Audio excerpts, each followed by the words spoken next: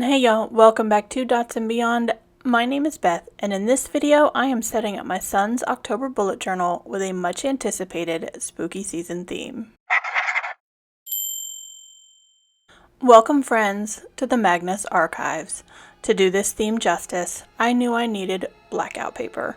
I've used all the black from my Archer and Olive notepad, but I have this Scribbles That Matter notebook I bought to experiment in a long time ago, so I've started cannibalizing the pages. I'll also use some green from this Archer and Olive notepad, which was part of the June 2021 subbox, since green is the Magnus Archives main color. Now, you don't see me work on dark paper very often because I find it very difficult. So I've done a lot of prep work, like already pasting the darker paper into the notebook. And I've gathered every green, white, and silver writing implement I own. In the end, I don't use all of them, but I wanted them on standby just in case. Those actually used will be in the description box below. I'll also be using these typewriter letter stamps, though in a non-traditional way. I will be jumping back and forth from one side of the spread to the other to allow gel and paint pens adequate drying time. And I'll be using some stencils, as always, starting with my Helix Circle Maker. Two heavy elements in the lore of Magnus are the tape recorder and the spiral.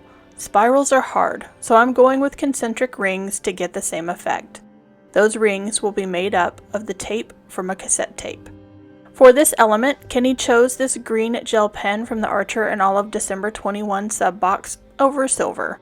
I very much wanted most of this setup to be a surprise, but I asked him to weigh in on some key elements. He's known all year this would be his spooky season October theme. On camera, the green and silver look much the same due to the light reflection, but in person, these rings are very much green. Before drawing in the rings, I'm going to let these tape tail pieces dry and start stenciling the "Face Your Fear" quote on the left side. For the lettering on the left, I'll use the same green gel pen. For the lettering on the right, I chose white gel pens. The Archer and Olive one for outlining as the tip is more fine, and the Uniball Signo to color in. Now I'm sure some of you are asking, what is the Magnus Archives? The Magnus Archives is a weekly horror fiction anthology podcast examining what lurks in the archives of the Magnus Institute, an organization dedicated to researching the esoteric and the weird.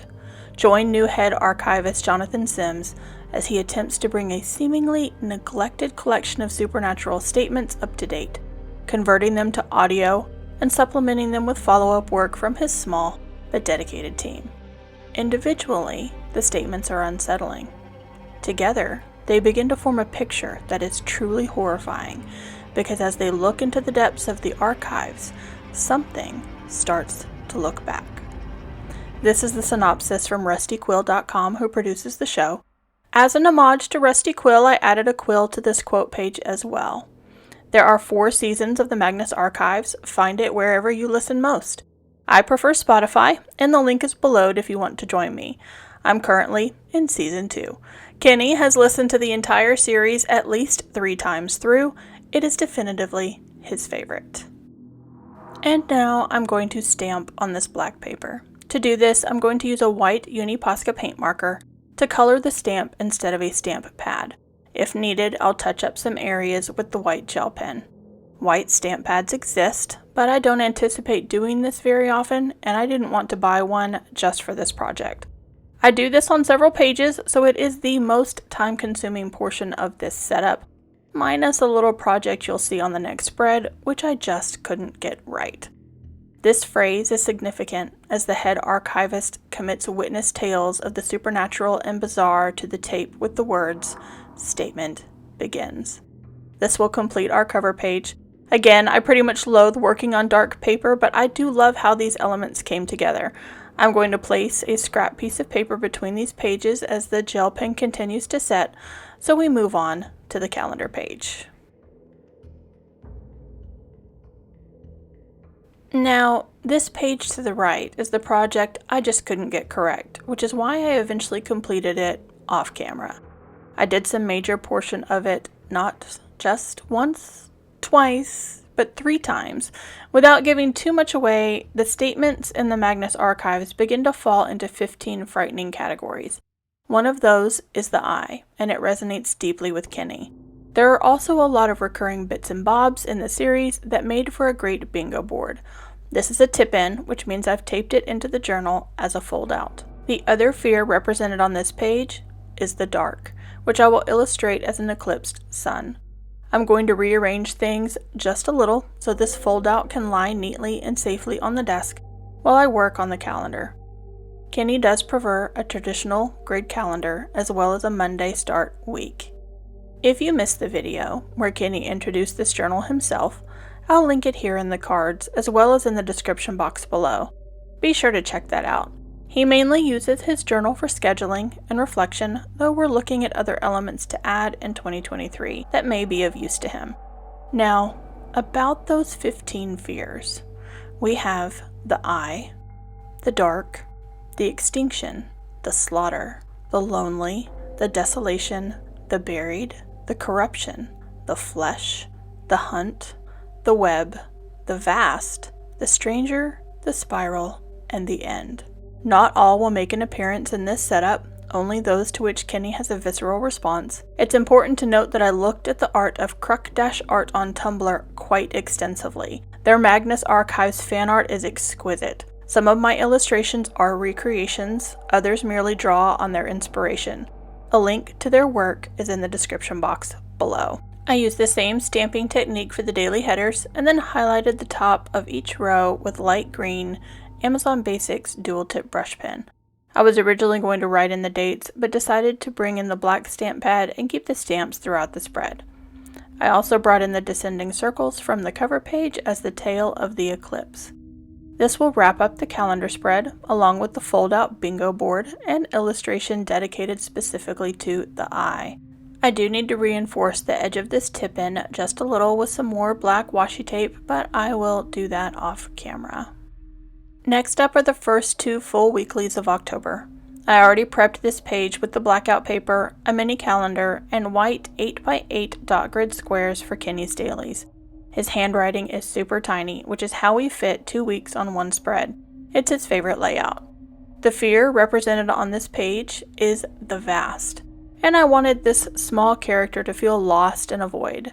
To do that, most of the page will remain black, but I used one of my dinner plates to outline a large circle, placing the rest of the illustration, a galaxy element to represent the rest of life, around the outside of that circle. That space is simply filled with various sized dots made with both white and green gel pens. And then I'll sketch the lonely figure lost in the vast. To tie this page into the calendar spread, I'm highlighting the top of each day in the same light green and stamping in the dates. A little later I'll come back and add some headers for weeks 41 and 42, like you'll see on the next spread. But now that these are done, let's set up weeks 43 and 44 in the exact same format. As you can see, it's ready to go. Now let's pop in the daily headers to match the previous spread. With those elements done, it's time to illustrate the web. I recognize that most creatures on our planet have a role in our ecosystems, but I am 0% fond of spiders. Early on in the Magnus archives, there is a tale that sets the tone for the web moving forward, and like Indiana Jones and the snakes, my immediate reaction was, spiders. Why did it have to be spiders?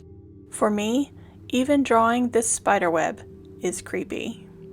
Last up, we will turn to Kenny's playlist and monthly reflection spread, placing the test of the silver spiral as a barrier while the gel pen sets.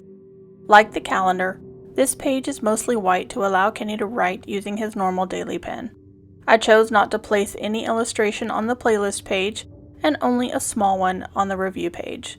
The focus of the spread is the center stripe, which we will focus on in a minute. Originally, I sketched a coffin on this review page to represent the buried, but here I am changing that element to the stranger, truly one of the creepiest fears represented in the Magnus archives. Kraft-art represented the stranger with a two-faced illustration which I am recreating here. As you can see, when I'm sketching, I erase and resketch a lot. Eventually I get to a reasonable facsimile, which I like, but I never ever get it right on the first try. It takes some effort, even with a reference photo to work off of.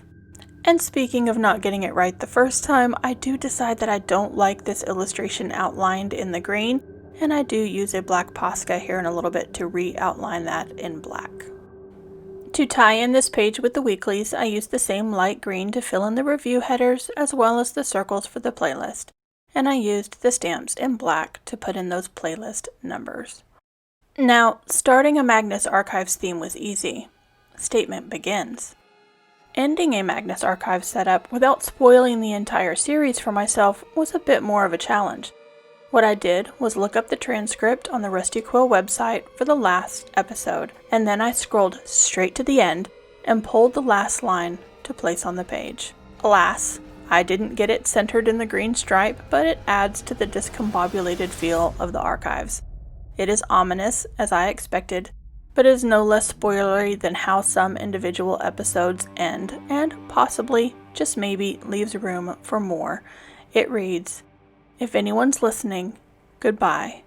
Sorry, and good luck." If you made it this far, leave a spider emoji in the comments below and tell me, what is your phobia? Do you fear spiders? Are you afraid of the dark? And if you're already a fan of the Magnus Archives, let us know that as well, because if you know, you know. Please give this Magnus Archives setup a big thumbs up to let the YouTube gods know you're a fan. Subscribe if you haven't already, and turn on those bell notifications so you're the first to know when new videos land. I have 2 specialty journal setups coming your way soon, and you don't want to miss them. Thank you for spending part of your day with us in the depths of the Magnus Archives. Be glad that we are allowed to leave. Happy spooky season, and I will catch you in the next one.